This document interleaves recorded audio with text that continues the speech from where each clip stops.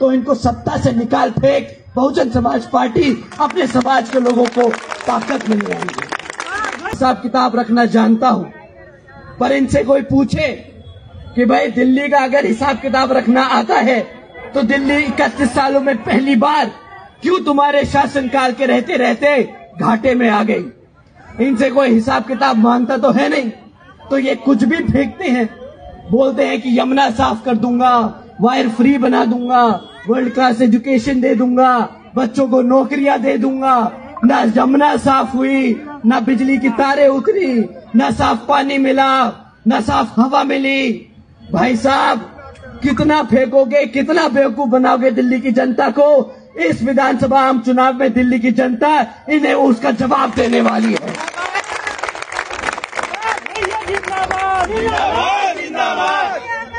साथियों, इन्होंने सिर्फ एक वादा पूरा किया। कहते हैं कि मैं हर दिल्ली की जनता के, हर दिल्ली वासी को 200 यूनिट बिजली फ्री दूंगा। परंतु साथियों, उस 200 यूनिट बिजली की कीमत आप लोगों ने चुकाई है। आप लोगों को शिक्षा से, आपने वो खराब शिक्षा से चुकाई। आपने वो ना साफ पानी के मिलने से शिक्षा उसकी कीमत चुकाई, ना साफ हवा लेने पे आपने उसकी कीमत चुकाई, ना आपको नौकरियां मिली। वो है आपकी 200 यूनिट की बिजली की कीमत। साथियों,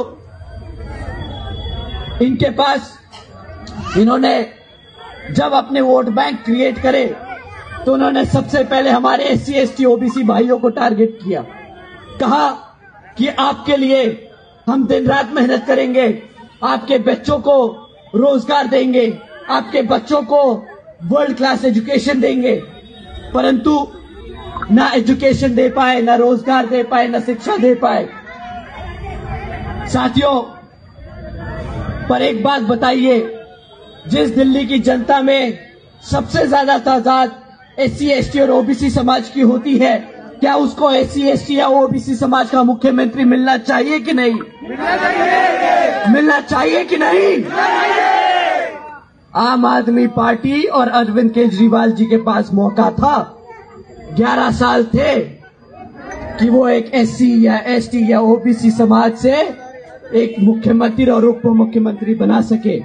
खुद तो जेल जा चुके हैं, खुद तो जेल के चक्कर काट आए। इनकी पूरी कैबिनेट चक्कर लगाई आई है जेल के।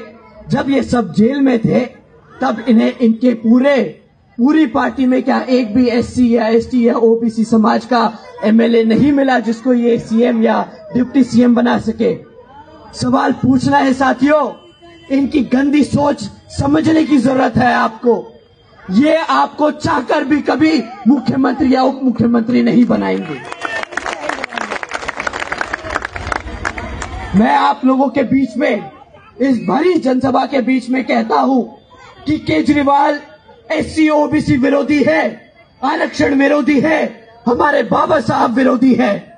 क्योंकि साथियों, ये वही केजरीवाल है जिसकी पार्टी ने सुप्रीम कोर्ट में SC ST रिजर्वेशन में सब क्लासिफिकेशन की याचिका लगाई थी, जिसके तहत अब सारे देश में ये पार्टियों के पास ताकत है कि जो हमारे रिजर्वेशन में छेड़खानी कर सके।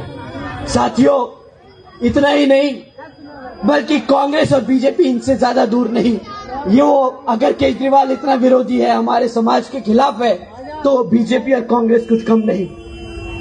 साथियों, ये दोनों ही, कांग्रेस और बीजेपी, एक सिक्के के दो पहलू हैं। इनसे भी हमें सावधान रहना होगा। क्योंकि साथियों, जब आप इनसे पूछोगे कि भाई तुम हमारे समाज के लिए क्या काम करोगे, तो ये भी आपको वही बोलेंगे, मुफ्त में राशन ले लो, मुफ्त में शिक्षा, मुफ्त में बिजली ले लो और मुफ्त में हमसे महीने का सहयोग ले लो। पर आप इनसे कभी पूछोगे कि मेरे बच्चे को शिक्षा मिलनी चाहिए, तो वो नहीं बोलेंगे। आप उनसे पूछोगे हमारे बच्चों को रोजगार मिलना चाहिए, वो उसके जवाब नहीं देंगे। क्योंकि ये चाहते हैं कि हमारे बच्चे ना पढ़े लिखे, ना रोजगार हो, ना रोजगार में आए, ना खुद कमाए, अपने पैरों पे खड़े हो। क्योंकि वो नहीं चाहते कि हमारे बच्चे काबिल बने, अपनी मेहनत से लड़ सके, अपने अधिकारों के लिए लड़ सके। क्योंकि अधिकारों के लिए लड़ेंगे तो इनको सत्ता से निकाल फेंक बहुजन समाज पार्टी अपने समाज के लोगों को ताकत मिल जाएगी।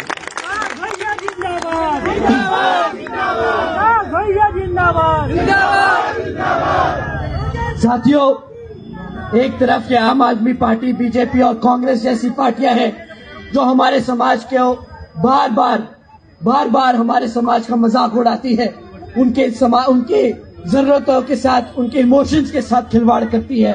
और एक तरफ, दूसरी तरफ आपकी बहुजन समाज पार्टी है जो हर समाज के व्यक्ति को गरीबी से निकालकर अपने पैरों पर खड़ा कर एक इज्जतदार जिंदगी देने का मौका देना चाहती है।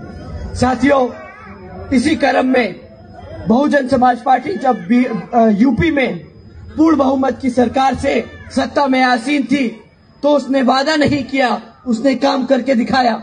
आदरणीय बहन कुमारी मायावती जी ने 7 लाख से ज्यादा बच्चों को 12वीं तक की शिक्षा मुफ्त में देने का काम किया था। इतना ही नहीं, उन्होंने हमारे बच्चों को पढ़ाने लिखाने के लिए